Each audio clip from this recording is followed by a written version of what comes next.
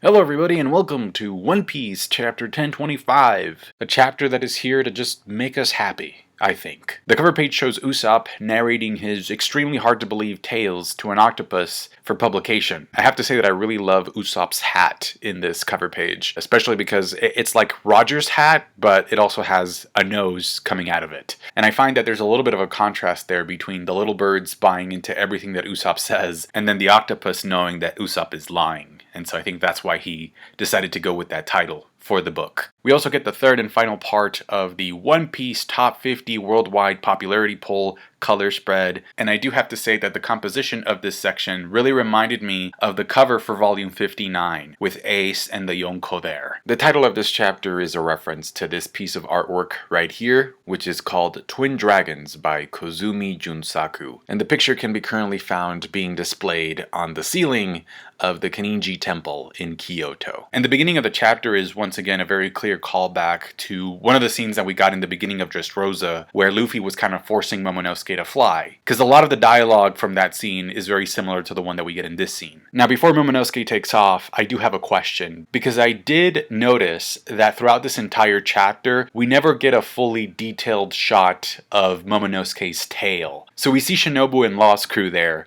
and my question is, where's Caribou? Like, is it possible that maybe Caribou grabbed onto Momonosuke's tail and was just taken along for the ride? We go to the top of Onigashima and find that Yamato has been able to withstand Kaido's Thunder Bagua, and the reason for this is that in addition to pushing against it with her own Thunder Bagua, Yamato activated her extra or added ability from her mythical Zoan Double Fruit, which in this case, it's the ability to encase herself in a protective shield of ice. And so even though Kaido's Thunder Bagua or Raime Hake does break Yamato's shield, Yamato is completely unharmed by the attack. And we do see Kaido bleeding from the forehead a little bit after the attack, which to me, I think this automatically places Yamato above Act 1 Luffy, because Act 1 Luffy wasn't able to damage Kaido, and he essentially got one-hit KO'd by Raime Hake. Obviously, current Luffy is a lot stronger than he was back then, but I'm just mentioning it just to put Yamato's strength into perspective. Like, she's really strong.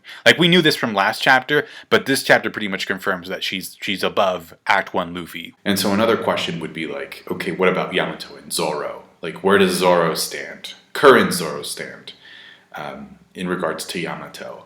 And I think there's a couple of things to keep in mind. The first thing is that this chapter pretty much confirms that Yamato is from the Oni race, which we kind of knew already. Like, there's been hints about it throughout the arc. Like, at one point, I remember Marco calls Kaido the Ogre Kaido, or Kaido the Oni. And so in this chapter, it gets revealed that there's something special about that bloodline, that it's like really tough. Also, out of the three types of devil fruits, Zoans boost your physical stats automatically, right? So in addition to her devil fruit, Yamato is also part of the Oni race, which is known to be very, very tough. Whereas Zoro has the body of a normal human, and yet he was still able to temporarily stall the strongest attack in the series. I mean, granted, he broke his bones because of it, but it's still a double Yonko attack that is being boosted with Advanced Conqueror's Haki.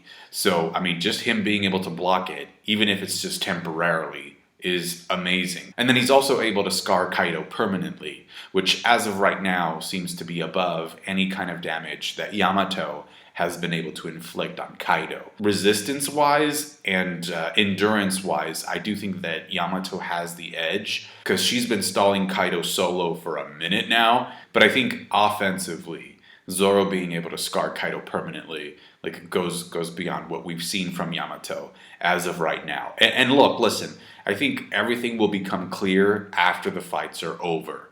You know, once the dust settles and we get to see Sanji versus Queen and Zoro versus King, I think we'll have a little bit more clarity. There's still so much that we don't know about Zoro and Sanji. Like, we don't know what's up with Zoro's eye, right? If he's been saving up a technique that he hasn't used before, and then Sanji's body seems to be, you know, in the middle of a metamorphosis. Now, if we're going off of parallels, the anime does show Scopper Gavin sort of sparring with Oden, and they seem to be pretty evenly matched. So even though right now I would say that Zoro and Yamato appear to be within the same ballpark, right? They seem to be pretty close to each other. That's going to change, or I definitely see it changing.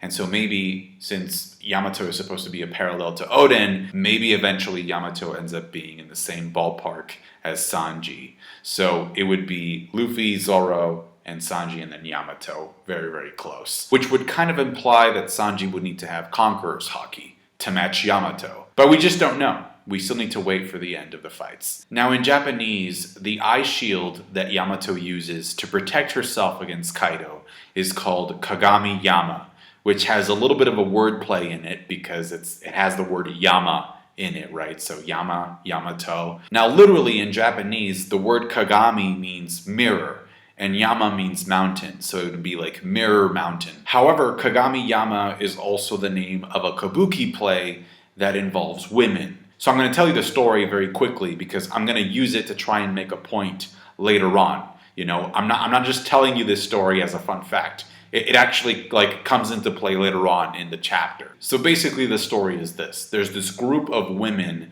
that work at a samurai mansion, right? And they work there as assistants, right? Like high-end assistants. And within that group of women, there's a leader. So there's the senior lady in charge. Except that leader, the senior lady of the group, is kind of a jerk because she picks on one of the girls because she knows that girl comes from a pretty rich family, a family that's well off. So she doesn't like that. So one day, the senior lady in charge challenges that girl to a combat, to a duel, right? Because she says, we're in a samurai mansion. Show me your fighting skills. Unfortunately, that girl is not a fighter, so she knows that she's going to lose if she fights. So she gets worried, but thankfully the girl has a servant of her own, and that servant says, let me take your place in the duel. So the girl's servant, who is also a girl herself, takes her master's place in the duel, and she actually, is able to win the duel.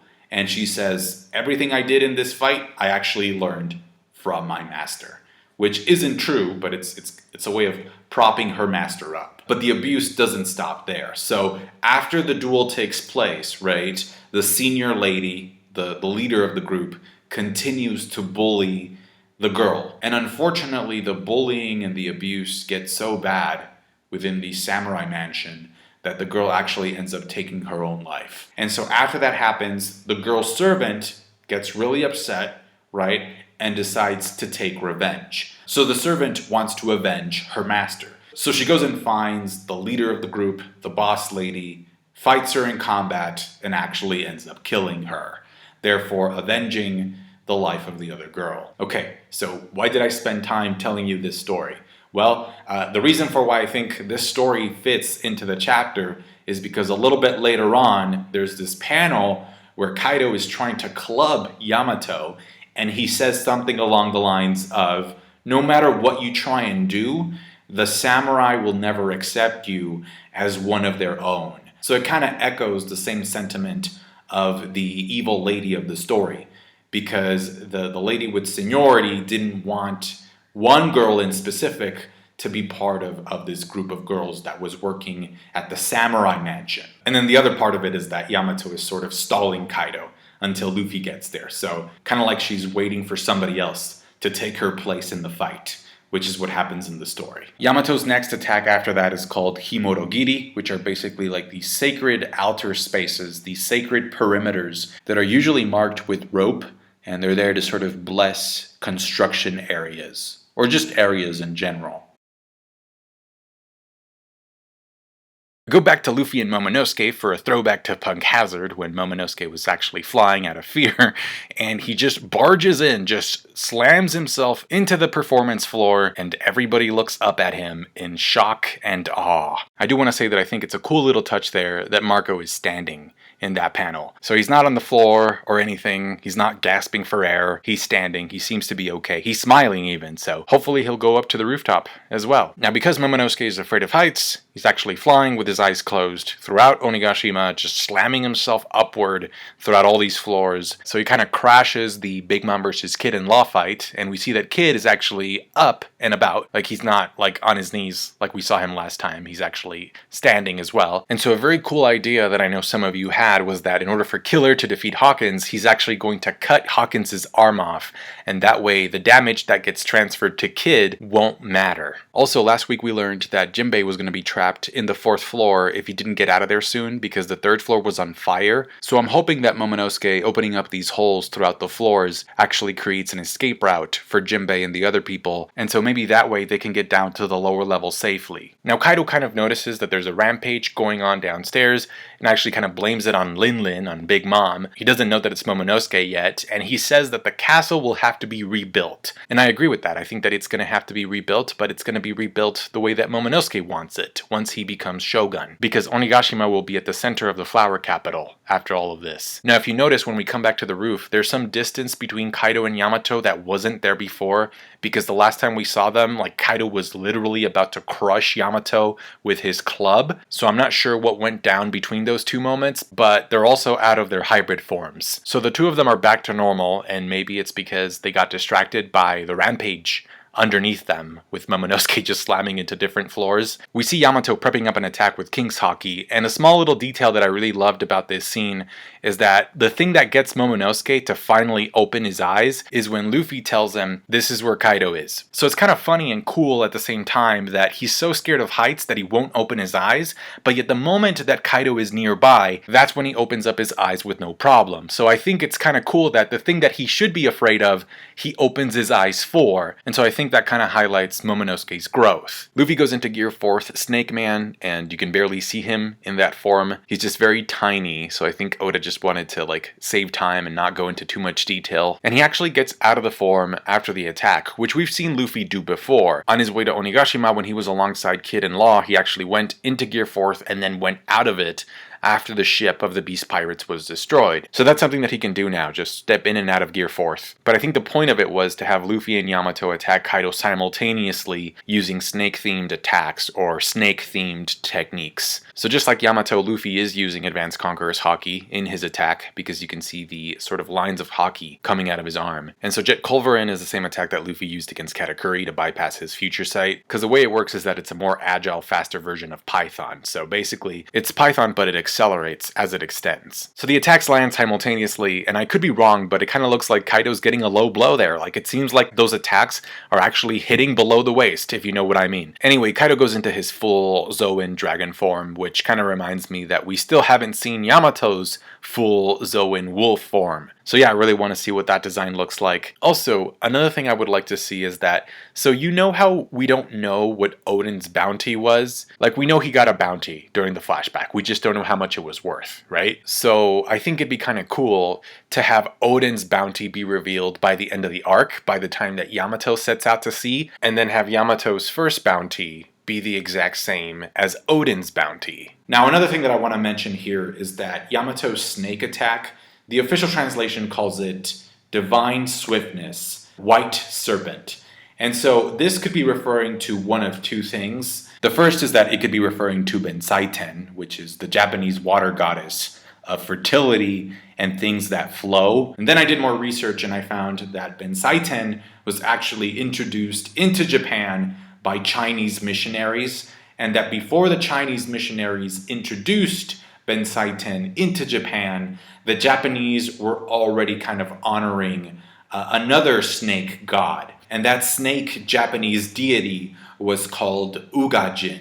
And the thing about Ugajin, or this divine snake being that kind of fits with Yamato, is that it can actually be represented as either a man or a woman. So it can be both. It goes both ways. The chapter ends with Kaido confronting Luffy and Momonosuke, so in a way the chapter kind of ends the way that it started, with a throwback to Dressrosa. Again, that scene in Dressrosa in the beginning of the arc where Luffy's trying to get Momonosuke to fly, they're arguing, and in that scene Luffy says, "I'm gonna be king of the pirates," and then Momonosuke says, "Well, I'll become shogun of Wano," to which Kaido responds, "This world doesn't need another dragon," which really reminded me of his dialogue at the end of Act 1 when he learns that Luffy can use King's Haki.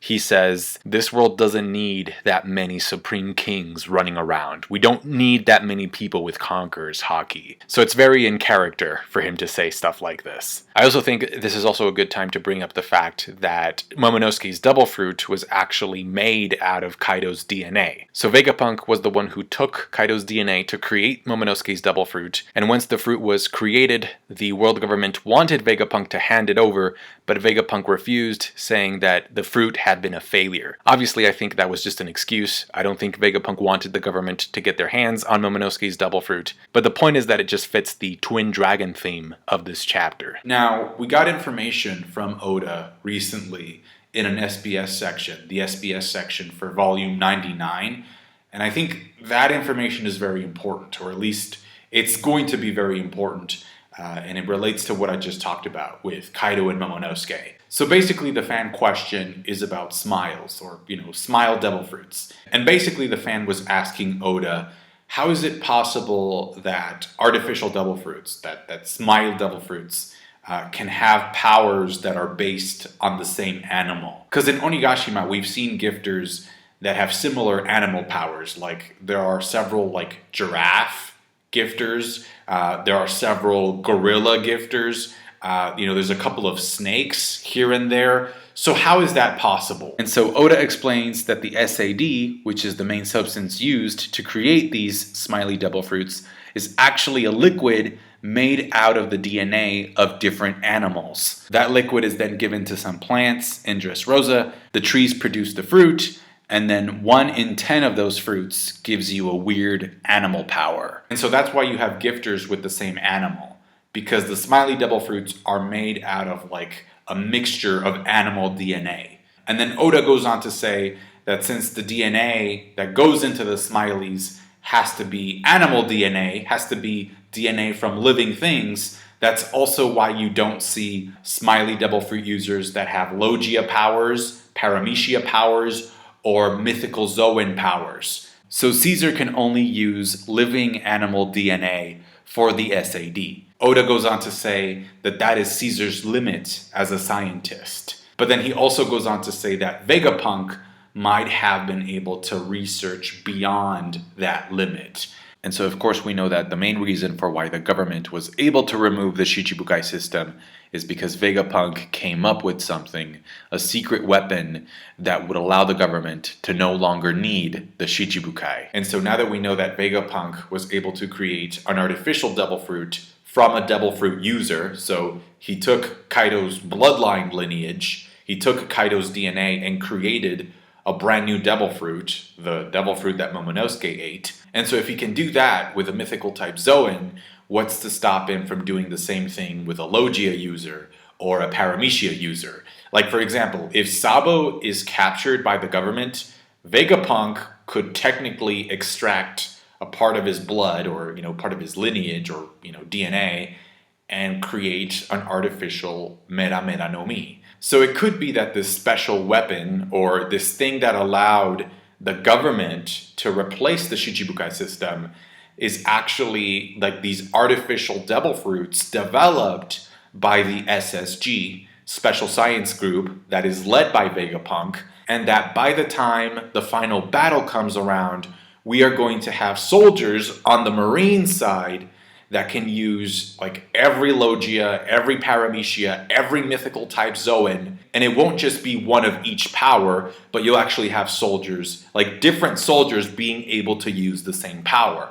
You'll have a bunch of fire users, electricity users, sand users, ice users, a bunch of dragons, a bunch of phoenixes. It's going to get pretty insane if this is the case during the final battle. And so this got me thinking about the Vinmokes, since we know that Judge knows Vegapunk. And so I'm wondering if the Vinmokes were supposed to be these types of super soldiers that were supposed to be carrying a little bit of a devil fruit gene, or that were supposed to replicate a devil fruit power. Because even in the language, right, Sanji, throughout Whole Cake Island, Sanji is referred to as a failure.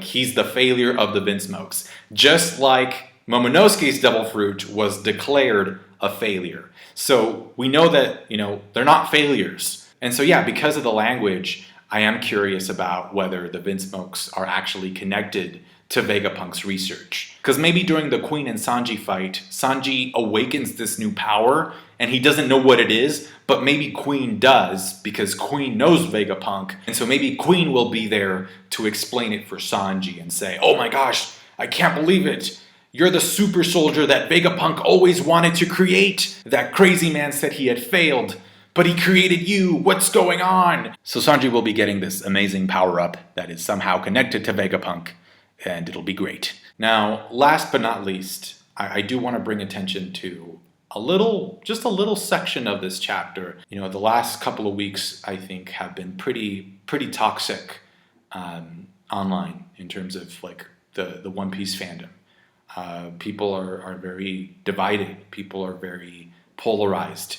And there's a lot of tension. And so instead of talking about the hate and the toxicity, I kind of want to talk about what I think could help everybody get some closure in regards to Yamato. So the first thing is that in this chapter, once again, Kaido calls Yamato his son. And so I think something that could be very helpful for everybody would be for us to get either a flashback from either Kaido or Yamato, or both, that explains the reasoning behind why Kaido started calling Yamato son.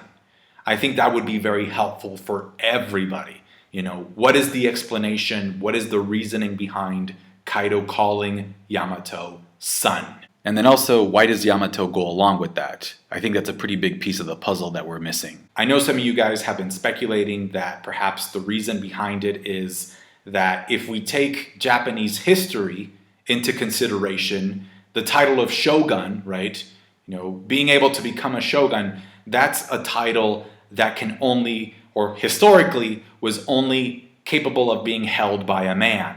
So the title of shogun can only be inherited by a boy. And since we know that Kaido wants Yamato to become the shogun of Wano, that maybe that's what's going on. That maybe that's the explanation for why he's calling Yamato son. Regardless, whatever the explanation is, I do think it would be very helpful if the explanation was in the manga. Like if we got that explanation at some point, like during the upcoming chapters. Another very important part here is that by the end of the chapter, once again, Luffy calls Yamato Yamao, you know. So the O, it's kind of like when Luffy calls like Law Trao, right? So it'd be like Tra guy, right?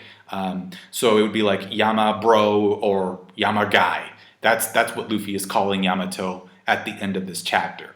And this is important because we know that one of the things that makes Luffy Luffy is that he's really good at reading people.